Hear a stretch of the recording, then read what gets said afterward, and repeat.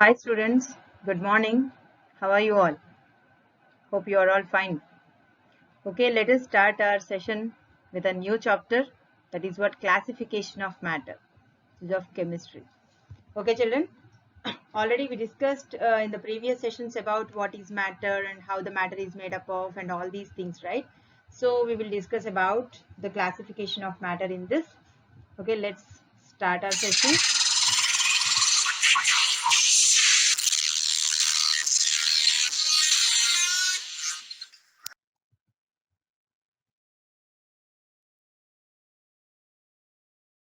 Coming to the introduction part of it, we can see a lot of things around us like air, water, sunlight. There are some other substances, right? The trees, and then even stones, and okay, there are a lot of things around us we can see. Am I right? Then what are these all the things around us made up of, children? What are all these things made up of?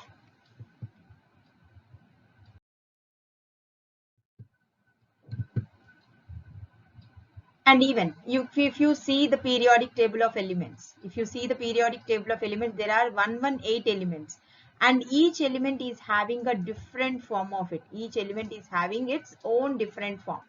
See, here some of them are in the solid state, and some of them are in the liquid state, and some of them are in the gaseous state. Okay, that means some of them are hard and some of them are smooth, like that. Here Na sodium, this is water, and here the plumbum, and this is gold, and this is mercury, and then this is sulfur, and this is chlorine gas. That means either that those all the substances are in the different forms like solids, liquids, and gases, etc., right?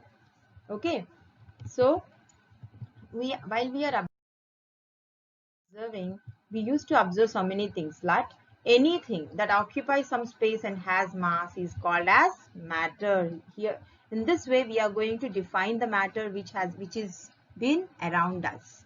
Okay, so that's what anything that occupies some space and has mass is called as matter. So matter is made up of tiny particles. Matter is made up of very tiny particles. Okay, is called as atoms.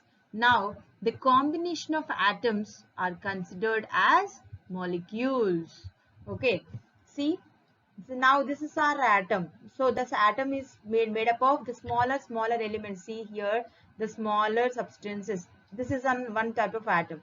The electrons are revolving around, and here is the nucleus. Inside the nucleus there are protons and neutrons. Okay, and here if these atoms has been combined, it will look like a compound. Okay, it will look like a compound or a molecule like this. Okay, so let us discuss still more about this kinetic molecular theory of matter. What do you mean by this kinetic molecular theory of matter? That means matter we have already discussed how these particles are being arranged inside the matter. Okay, and what do you mean by this kinetic molecular theory of matter? Let's see. We are going to see for the composition of the matter first of all. While we are looking at the composition of the matter, we have solids, liquids, and gases. If you observe the particles movement and the arrangement of the particles, okay, if you see in this, you can understand. In the solids also particles used to vibrate. Particles used to vibrate, but these are moving just from their mean position. They are not moving much. Am I right? In the liquids, they are moving randomly. They are moving randomly. And in the gases, they are moving so fast, and then they are not even waiting for longer. Am I right? So gases are very randomly moving. Now, let us see the intermolecular forces of these atoms. Intermolecular forces in the sense inside the atom, how these are being bond. The intermolecular forces, these are tightly packed, right? The solid state of the matter has been having all the particles are tightly packed with each other. These tightly packed particles are having the high intermolecular forces of attraction. That's what these are bonded very tightly together. These are bonded very tightly together. Now coming over here for the liquids. Liquids are having the moderate intermolecular forces. What do you mean by moderate? That means it is not even high or not even less. Not even high or not even less. Okay, that is what considered as the moderate. And then here they are moving very randomly. If you can observe, these are having the less intermolecular forces. These are having the less intermolecular forces. Got it, children? So intermolecular forces in the sense inside the atoms, how these atoms are bonded one with the other to form the particular structure of the substance. Now let's see the cohesive and the adhesive forces of the substance. In the intermolecular forces, we have to discuss about the types of forces called cohesive and adhesive forces. What do you mean by cohesive force? See here, cohesive forces are these two. If you see, these are the same particles. These are the same particles. Adhesive forces are in the sense these are the different particles. You can easily understand by this picture. Addition and the cohesion. Addition and the cohesion. Here, the top one is a cohesion. That means the same particles. Suppose water molecules are there. Okay, water molecules are there. In between the water molecules, whatever is the intermolecular force is there, that is what considered as cohesive force. Okay, and then that water has been poured into the glass. So whatever the forces of attraction to the glass with the water, that is what adhesive force. Okay, that is what the adhesion force. So that's what it is. It has been demonstrated over here. The liquid particle here, this is the liquid. So attraction to the center of the drop, attraction towards the center of the drop, that is what that considered as a cohesive force. Attraction to the solid means the drop to the drop, attraction is cohesive force. To the solid, whatever it is, the glass or something, then that force is considered as the adhesive force. Means suppose this is the glass particle and this is the water particle, and these two are the water particles. So the force of attraction between the same particles of matter is considered as cohesive force, and then the different particles of matter is considered as adhesive force. I hope you understand, children. Now let's see the next. Kinetic energy of molecules. We are going to classify the matter. That means we are going to observe the properties of matter based on the kinetic energy of molecules. See here, while we are supplying some of the heat energy, atom is getting to be energized. Then while it is getting heated up, it is going to vibrate. See here, it is going to vibrate, and while the vibration is going on, the kinetic energy of the molecules is getting to be increased much. Okay, this is totally the metal. Inside the metal, all the particles have been arranged in this way. So, okay, this is one single atom. So, like that, there are so many number of atoms, right? Whenever we are supplying the heat energy, the atoms are being energized. And these are just vibrating each other to increase its energy. That means whenever we are supplying the heat energy, those are going to have the high kinetic energy. Okay, children. Now, let's observe the next case. Interconversion of states of matter. I hope you all know about this very well. Let us see one by one. The change of state of matter from one state to another state that occurs as a result of change in external conditions like temperature and pressure is called interconversion of states of matter. Means the change of state of matter. We are going to change the state of matter from one state to another state, in the sense liquid to vapor, suppose. So then that will be under the conditions as what? Either there is a change of a temperature or there is a change of a pressure. Then that will be considered as interconversion of states of matter. Means here, see here, the solids are converting into the liquids, that is what melting process, and liquids are converting into gas, that is a vaporization process. And then if these gases are converting into the solids, then this will be either sublimation or deposition, we can say deposition. Okay, and then this liquid is getting to be solid, in the sense it is freezing, and then these gases are coming to the liquids. This is called condensation. These are all the things we have discussed in the previous sessions, children. If you want to check those, I will I hope so. I sent another video on for class 7. Okay, for class 7 I have sent another video on this, so you just please watch that and you can understand. Without entering to that, we will discuss that even over here. Let's see what's going on. means melting. See, there are different examples. First is melting, solid to the liquid. This is the process called melting. Here I have given you one example over here. Okay, after the melting, okay, what will be the process now? Okay, the liquid is going to be converted into solid. That is what? Freezing. Okay, that means it is a reversible one. Melting, then it will is converting into freezing technique. Okay, here it's a freezing. Here is a freezing over here. See, liquid is going to be freezed now. Now, let's see the next part. It is liquid to the gas. What is that considered as liquid to the gas? It is what considered as vaporization. See here, vaporization is going on. In this vaporization, there are two more techniques, children. Evaporation and boiling. We will discuss that even today. Okay. So, whenever this gas is converting into liquid, what it is considered as? It is what considered as condensation. See here, you can see this. Condensation technique. That means the gas is converting into the liquid format. So, it is condensation. Now, let's see the next one, that is sublimation. Solid to the gas. Solid to the gas. That is what considered as sublimation, directly to the gas. Means like camphor, and these are the substances we can say. So, right?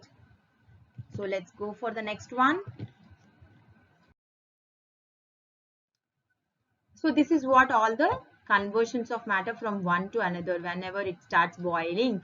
Okay, it is going to get, this is what the process considered as boiling, children. Total liquid has been converted to one particular temperature. Okay, so here is a clear process to solids to the liquids and liquid to the gases and gases to the solids again, and then there will be reversible processes also, gas to the liquid and liquid to the solid and solid to the gas, like that. Okay, so let's have a better idea about the freezing point also. So freezing point of water in the sense the temperature at which the water changes a liquid to a solid. See, water we have poured and then it has been converted into ice cubes. The melting point or the freezing point of the water is, that means ice is 0 degrees Celsius to 32 degrees Fahrenheit.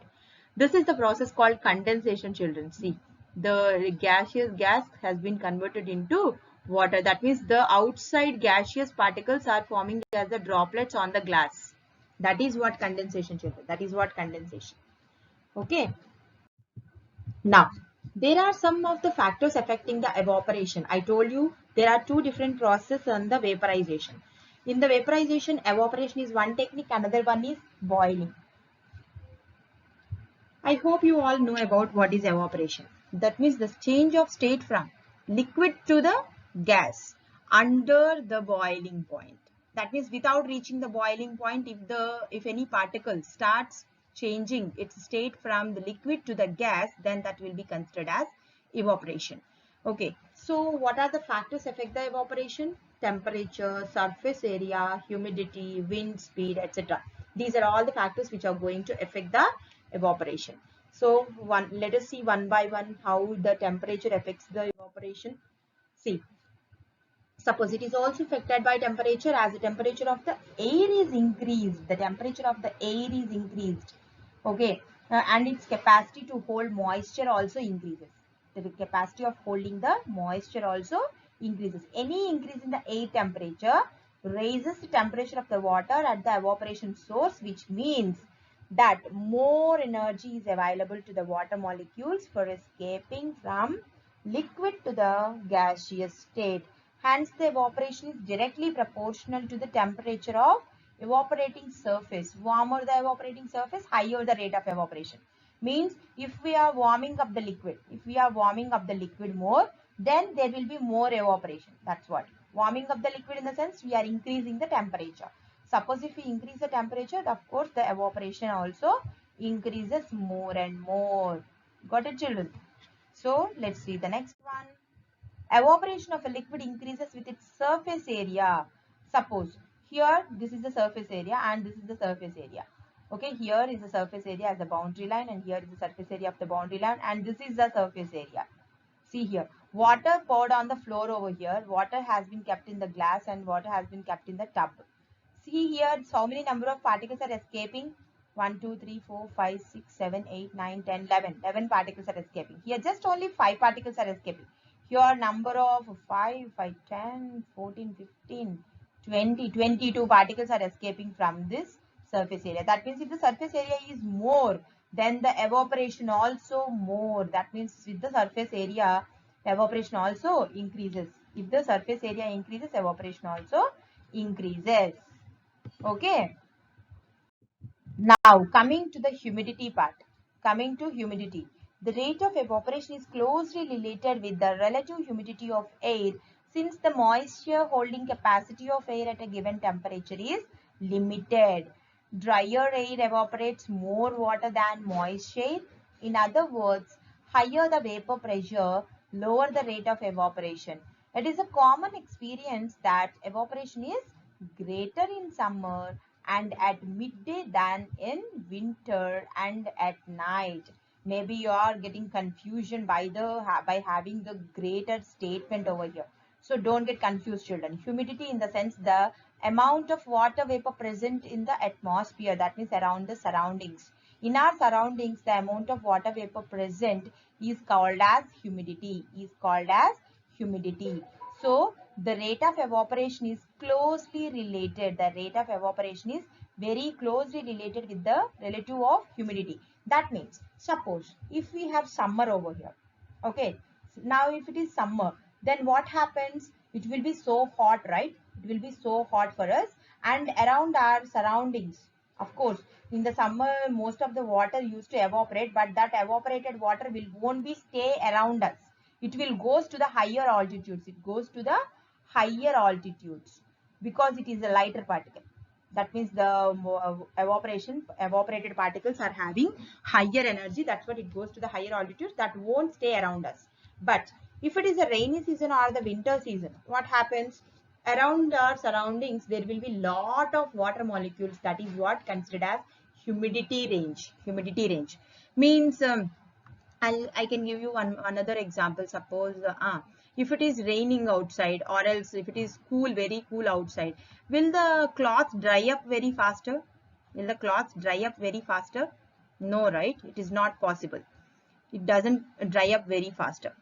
Am I right? So in that way, means there are number of humidity particles are more around us to escape from this surface.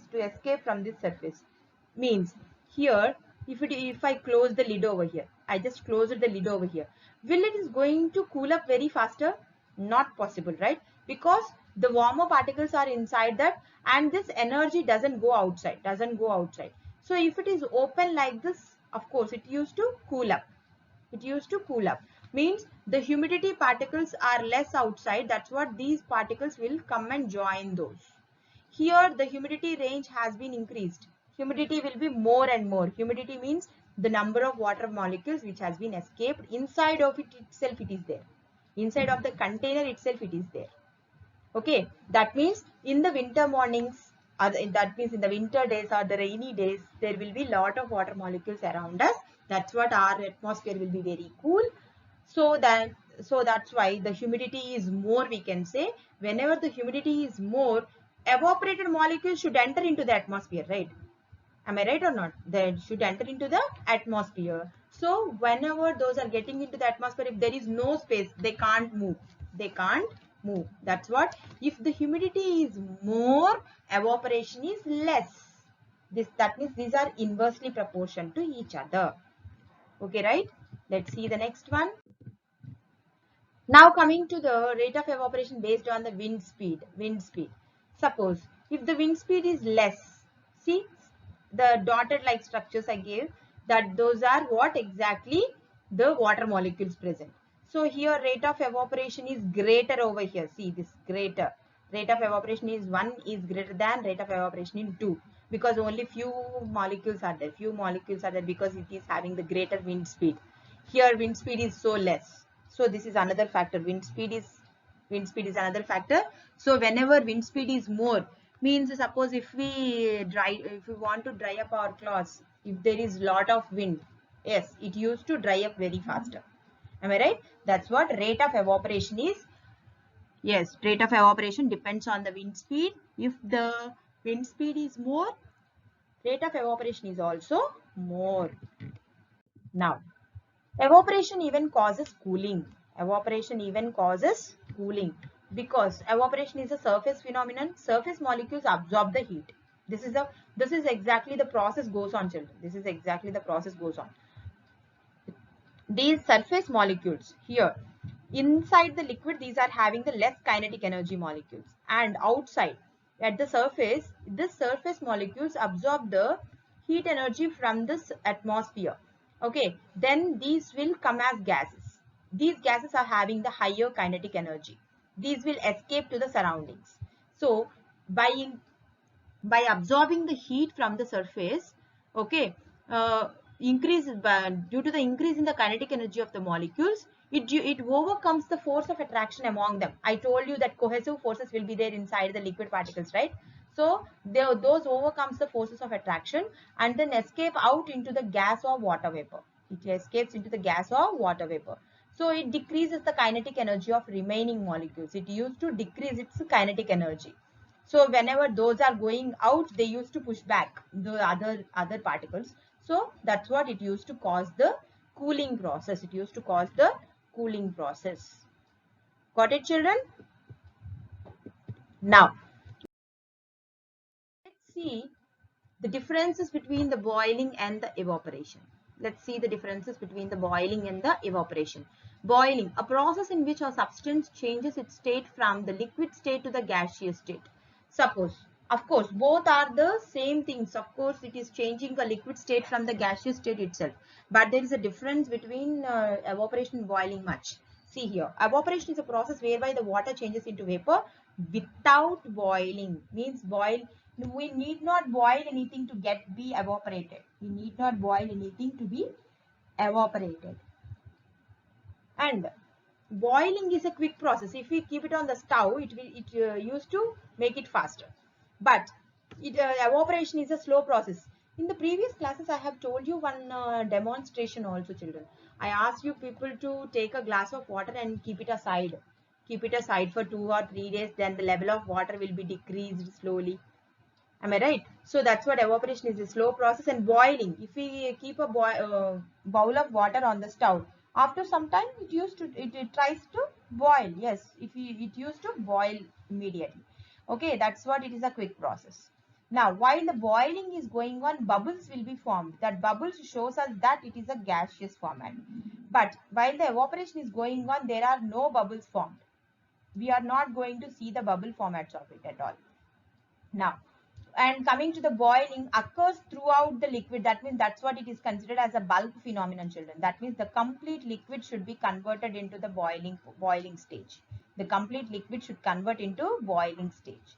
That's what it occurs throughout the liquid.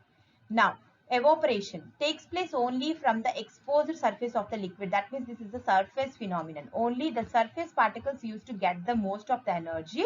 So thereby it used to convert into vapor state from the surface, only from the surface. Now, occurs at a definite temperature, that is what boiling point means. It definitely occurs after the boiling point. It does not overcome, right? It doesn't overcome of the boiling point.